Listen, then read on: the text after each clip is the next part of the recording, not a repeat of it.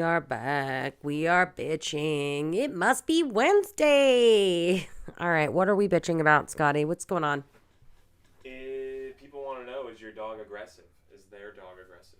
Mm. So labels, Yeah, I'm going to get into labels today. I feel like the term aggressive dog is like such a mass media clickbait bullshit thing. Yep. So a lot of times I will get on calls with amazing, lovely people. And sometimes I do actually work with aggressive dogs. Like that's something I do. Like I don't want to disqualify that. It is a specialty working with aggressive dogs. It's very difficult. It's very hard. The people who are dealing with these kinds of dogs are extremely dedicated, wonderful, amazing humans. But the term aggressive dog is so overused and so misused. It's like burgeoning on unethical. It really is. And I feel like so many trainers misuse that label because it's enticing and it feels it's like sexy to be like it's aggressive and I'm gonna tame it, and like the misogyny that goes into that for another day, for another bitch session. Misogyny and dog training. Scotty, write that down. And so yeah, I think that like one of the most important things that I do with my clients in the work that I do with my clients is reframing the way that they view their dog. Labels are powerful. And the way that you think about your animal absolutely has a bearing on the way that you treat your animal, on the way that you think about your animal, on the way that you present your animal to others, in the way that you in your mind think about your relationship and your experience with your dog. And if you are self-labeling your animal as aggressive, you are souring your human-animal bond. Period. Aggression, I feel like, is one of those things that like should absolutely be diagnosed by like a professional trainer. Just like separation anxiety, by the way, is a condition that's diagnosed by a veterinarian. If you have not taken your dog in and had your veterinarian diagnose your dog as being a dog that has separation anxiety, it's a clinical term. It's a clinical term for an actual clinical issue. And there are specialists, there are dog trainer specialists that work on this. I am not one of them. But it's definitely something like worth investing in, but it's definitely something to like have a conversation with a veterinarian to see like, does your dog actually have separation anxiety, right? Like that's another misused label is what I'm getting at, is like we label our dogs in these ways because they're hot terms or like clickbaity, right? We're like, oh yeah, oh that's my dog. But most of the dogs that I get calls on that are aggressive dogs are not aggressive dogs. Most of them are just dogs with like really big feelings. They're antisocial dogs. By the way, if you have an antisocial dog and you haven't joined my antisocial dog social club, you should. You can find us on Instagram. It's a support group for all of my big feelings parents, or parents with dogs with big feelings. You know what I'm trying to say.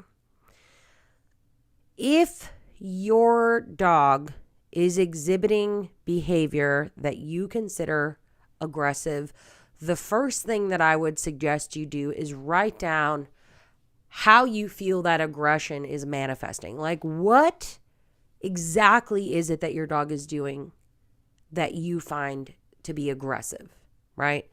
And then get to the bottom of, well, is that actually aggressive or what does that mean? Like a dog who growls when a person's hands comes towards them, not necessarily aggressive, right? Growling is not necessarily a sign of aggression. It's a communication tool. I don't know if you've noticed this, but dogs only make a few sounds: barking, growling, whining, snapping. They have limited modes of communication unless your dog is like Bunny and has like 100 talk buttons, okay? But A growl is a communication tool. It is a way to create distance. So if a hand is coming towards a dog and they are growling, is that dog aggressive? No. An aggressive dog would have snapped that hand off.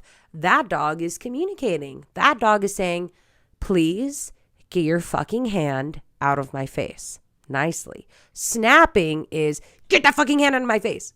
If your dog's just growling, they're actually kindly saying, no, thank you. No. So be very careful with labeling your dog in a certain way because it creates a stigma. And you don't want to attach certain personality traits to your dog that don't apply to your dog.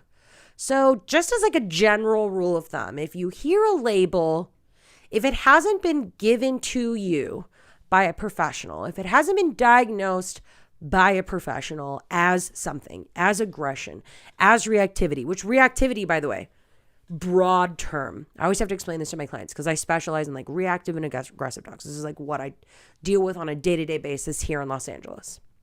And you're going to see a lot of my aggressive reactive clients that we're going to work through. Yeah.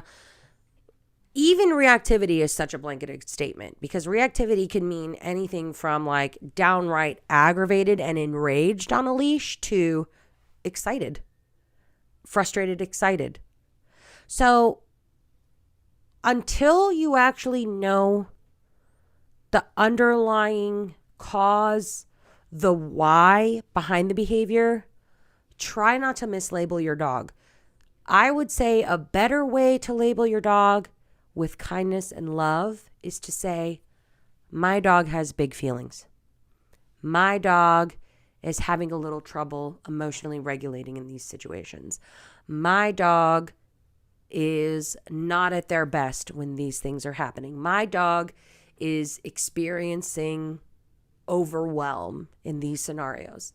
That would be a healthier label than just slapping the word aggressive on your dog. And I think that like we need to get very clear as an entire movement of dog people, dog parents, dog professionals, that like labels carry meanings and they carry weight.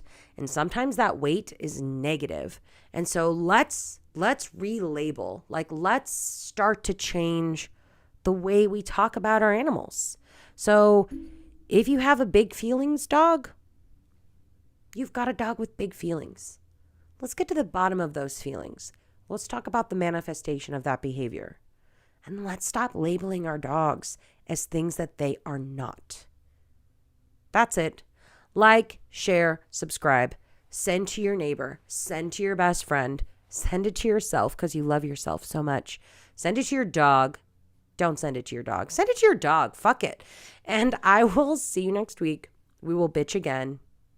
Until then.